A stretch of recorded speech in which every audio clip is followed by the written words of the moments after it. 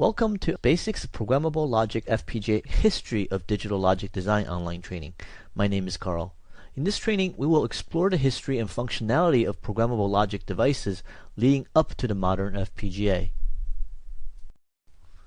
You may not know it or realize it, but programmable logic is found just about everywhere, from your HDTV at home to the cell phone towers in your neighborhood to the ATMs at your bank. Digital logic in the form of programmable logic devices is there, doing everything from controlling how a system works, like a CPU, to behaving like a traffic cop in high-speed switching applications required for networking and communication. But what exactly is this technology? Where did it come from, and how can it be used in so many different applications? This training should help answer these questions, as well as how and why programmable logic technology is so desirable to digital logic designers. This training is a basic introduction to programmable logic devices. To understand how FPGA technology works and how it came about, we'll first explore the history of logic design and how it leads to the creation of the first programmable logic devices. We'll look at the technologies that make up typical programmable logic devices, past and present. And to understand where we are currently with programmable logic devices and design, we have to first look at where we've been. That means it's important and useful to look at the advent of programmable logic design and the history of the advances that make current FPGA devices possible. Early digital logic design requires a designer to use multiple chips wired together on a circuit board or breadboard similar to the one shown here. Each chip included one or more logic gates, such as NAND, AND, or inverters, or simple logic structures, such as flip-flops and multiplexers. Many designs in the 60s and 70s were built using the popular Texas Instruments 7400 series of TTL, or transistor-transistor logic devices. When designing with TTL, the goal was often to create the design with as few chips as possible to reduce cost and minimize board space. It was also necessary to design with the current device inventory in mind. For example, if you don't have any OR gates available, can you adjust the design to use NAND gates instead, possibly reducing the number of devices requiring overall improving performance? These types of optimizations require sometimes complicated manipulations of the logic function equations that's needed to be verified to ensure that the changes did not affect the design's basic functionality. Looking at the basic flow of the creation of a logic design, we can see how this was done. A logic function starts with the creation of a truth table. The truth table lists all the possible inputs to the logic along with what the associated outputs should be with a certain combination of inputs. For n inputs, there are 2 to the n possible input combinations, and they all must be taken into account. From the truth table, we can create a kernel map. The kernel map organizes the possible outputs into a grid based on the input organized by rows and columns. When a combination of inputs produce an output of 1, it is called a minterm. Minterms are placed in the grid at the appropriate location to match the inputs that produces them as defined in the truth table. Once all minterms are entered in a kernel map, boxes can be drawn around the minterms to simplify the input combinations required. These boxes make it easy to create simplified logic expressions. Each box on the kernel map encloses one or more minterms. Taking the common inputs for each box, we can create a logic expression for the function as a sum of products. Each product term corresponds to an AND gate that creates the correct output with the corresponding inputs. For example, the output is always 1 when A and B are both 1, so this term is included in the expression. To implement this function directly in hardware, we will use 2 input AND gates, a 6 input OR gate, and an output register or flip-flop if we wanted a synchronous output. A 6 input OR gate is not readily available in TTL, so smaller OR gates will need to be cascaded, increasing delay and component count. To solve these issues, a TTL designer could rewrite the equation to use NAND logic as shown here. This gives the final logic implementation shown here using standard components found in the 7400 series. This implementation uses only 2 levels of logic to generate the sum of products, and a register to create a synchronous output. Only 2 NAND gates and a register are wasted in this implementation. If we look a little closer at this final implementation, we can make a few observations.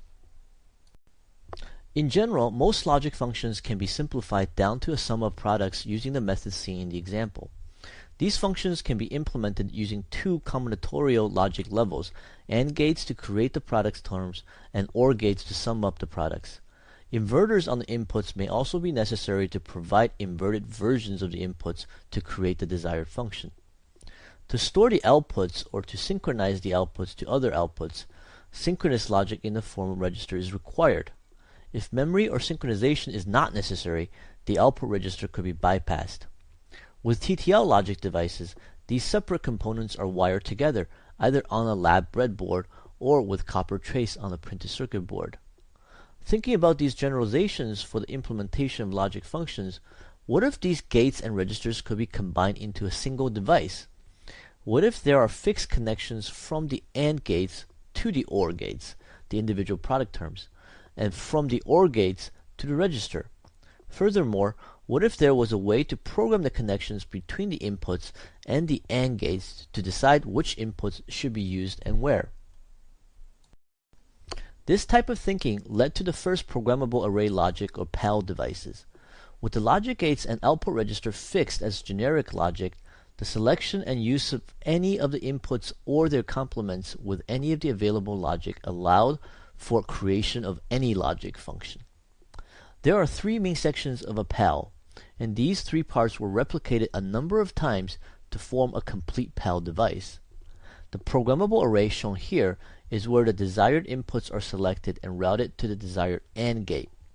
Connections are made between the lines coming from the inputs and the lines going to the AND gates to form a wired AND operation. We'll look at how these connections are made in a moment.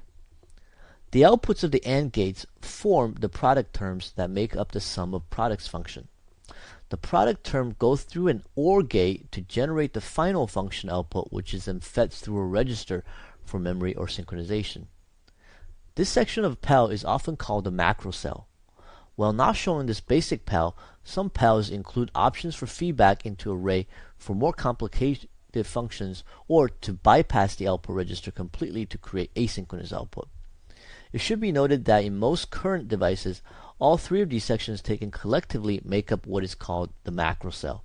This is often the case with CPLD devices, as we'll see later. The advantage of such a device are immediately obvious. With more logic contained in a single device, fewer devices are needed on a circuit board. Fewer devices mean less board real estate required for implementing logic, area that can instead be used for other components. Fewer devices also means a lower overall cost and power savings. It also makes it easier to test and debug logic functions since the connections are no longer spread out among multiple devices, any one of which could be wired incorrectly or be damaged. The PAL can also provide design security. With separate 7400 series devices, it's a simple matter of reverse engineering a design by looking at the components that are used and how they are connected. With an entire design contained in a single device, this is no longer possible. PALs also provide great design flexibility, allowing the designer to create many different designs with a single type of device without worrying about the availability of logic. This flexibility can make programmable logic designs more complicated to implement, but an abundance of automated design tools make the process much simpler and less time-consuming. Perhaps one of the PAL's greatest strengths is its ability to support in-system programmability and reprogrammability. This makes it very easy to fix bugs or update a design without replacing board components. But how does one program and reprogram a PAL? The key to early PAL device programming and even current flash memory technology lies in special transistors used at wire crossings in the programmable array. These special transistors are referred to as floating gate transistors since they contain a second gate that essentially floats between the standard select gate and the rest of the device substrate. The two most typical seen types of floating gate transistors are the famous floating gate avalanche injection MOS transistor and the FLOTOX, floating gate tunnel oxide transistor. Without any programming, both types of transistors behave like standard N-type transistors. When voltage is applied to the gate, the transistor conducts between the source and the drain, as shown here with the indicated input and outputs. Programming changes this behavior. Both types of transistors are programmed in a similar manner. With a sufficient programming voltage applied between the drain and the gate, electrons get stuck on the floating gate, preventing the transistor from conducting even if a standard operating voltage is applied to the select gate. Thus, programming a floating gate transistor sets the transistor to always be off, essentially an open switch. An extra selector transistor is required as float-ox transistor because unprogrammed float-ox transistors can sometimes behave like p-type transistors, conducting when the gate is at ground. The select transistor prevents this from happening. The main difference between the two types of floating gate transistors lies in how they are programmed and reprogrammed. Famous transistors requires high-intensity UV light to force the trapped electrons back into the substrate. Devices that use the famous transistors are referred to as erasable programmable ROMs, or EPROMs. Float-ox transistors can be erased by simply reversing the drain gate programming voltage. Since float-ox transistors can be erased using only electricity, they are used to create electrically erasable programmable ROMs, or EEPROMs. This makes them perfect for in-system programming and the basis for some of the programmable logic devices that we'll be discussing. Before there were CPLDs, there were simply PLDs. PLDs were very similar to the PEL devices that came before them, but they added some features that made them truly programmable and much more useful. Shown here is part of what is considered to be the first PLD, the 22V10. The major advances that distinguished this device from simpler PEL devices were the inclusion of fully programmable macro cells and variable product term distribution. Variable product term distribution is a simple idea. Not every sum of products function required the use of every product term generating AND gate. By varying the number of AND gates per OR gate, simpler functions could be efficiently use logic without wasting gates. More complex functions would not have to rely on delay adding feedback network to implement. However, the major advances found in the 22V10 is the programmable macro cell. The macro cells in the 22V10 provided a number of programmable options for what to do with the output from the sum of products function. The programmability of a macro cell also provides the ability to feed back into the array or use the output pin as an input. Two programmable control signals control and output select mux that outputs either the true or inverted output directly from the combinatorial logic or the true or inverted output from the macro cell register. If a combinatorial output is selected and the output enable is not active, the output pin becomes an additional input to the array through the input feedback mux. This flexibility in the PLD macro cell made the 22V10 a truly useful device for implementing logic functions. Some of the features found in the 22V10 macro cell still exist in current devices, as we'll see. Extending the idea of the PLD further produced the complex PLD or CPLD. Similar to the creation of PLDs made up of multiple PELs and macro cells, a CPLD is made up of multiple PLD logic blocks connected to I/O pins and to each other through a programmable interconnect fabric. This was the next logical step for increasing the amount of logic in a single device. The logic block in a CPLD are often called a logic array block, or labs, because they each contain their own array of logic. Each lab is like a single PLD. CPLD labs typically contain anywhere between 4 and 20 macro cells. The programmable array found in a lab is pretty much the same as a PEL or a PLD array. However, unlike the variable product term distribution found in PLDs like the 22V10, the macro cells in CPLD labs typically include extra AND gate logic that feeds back directly into the array. This extra logic can be used to form extra product terms called expander terms. The extra product terms generated by the expander logic can be used in the current macro cell to expand the logic function. The expander term can also be shared and used with other macro cells so that a product term only needs to be created once instead of in each and every macro cell that requires it. This produces a more efficient way of minimizing unused logic. The caveat to using expander term logic is the extra timing delay that is incurred to generate the expander product term. However, the delays for the using expander term logic are known, so they can be taken into account when placing logic and performing timing analysis. Besides labs, other structures are found in CPLDs that are similar to PALs and PLDs, but in more advanced configurations. The interconnect between labs is often called a Programmable Interconnect Array, the PI or the PIA. The PI is similar to the programmable array found in PALs and PLDs using the same programmable technologies. However, the PI provides all the routing necessary for transferring data between labs and I/O pins.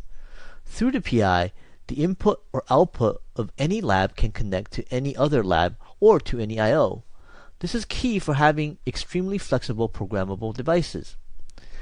The other enhancement CPLDs made over PLDs is the addition of separate I/O control blocks. In a PLD, I/O pins are connected directly to the logic.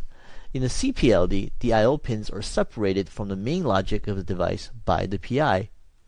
The I/O pins have their own control logic to enable a number of features, such as multiple I/O standards and input, output, or bidirectional operation on any pin, instead of forcing some pins to be input only, as was the case with 22V10. We'll look at I/O in more detail when we look at FPGA I/O block in the follow-on training. As programmable logic devices gets larger and more complicated, the programming of the device themselves gets more complicated. To program the floating gate transistor devices we looked at earlier, the PAL or PLD had to be placed in a special automatic programming unit which will apply the correct programming voltages on the correct I/O pins. This basically goes against the idea of having in-system programmability, since the device would need to be removed from circuit board and placed in the programming unit to be reprogrammed, or have some special fixture on the board for programming. To avoid this, CPLDs and FPGAs include programming interfaces that are separate from the design I/O. One popular interface that is now found on essentially all CPLDs and FPGAs is a JTAG interface. A JTAG interface is a simple 4 or 5 wire serial interface that basically forms a long shift register through a single device or can be chained together through multiple devices. Typically, a JTAG interface on a device is used as part of a device self-test to ensure the device was manufactured correctly and is working properly. Data is shifted in on the TDI input and shifted out on the TDO output. If the output matches the input, the device passes the test. If a PLD itself can generate the voltages required for programming, the JTAG interface can control and guide the chip as to where to apply the programming voltage within the device. This makes it easy to reprogram the PLD in the lab or on a board production line. JTAG is an industry standard, so any JTAG interface device will work for device self-test. However, special controllers are often required to talk to a vendor device over the connection for programming. For example, Intel FPGA devices require the use of a programming cable, such as the Intel FPGA download cable or the Intel FPGA Parallel Port 2 download cable. JTAG programming works fine for EEPROM devices since their programming is non-volatile, but as we'll see later, we'll need some more hardware for programming FPGAs outside of the lab. So CPLDs have advantages over their PLD predecessors while maintaining a number of the same features. Perhaps the biggest advantage CPLDs have over PLDs is the amount of logic and routing options available. The lab logic and programmable inverts are fully programmable, providing a large amount of design flexibility in a single device.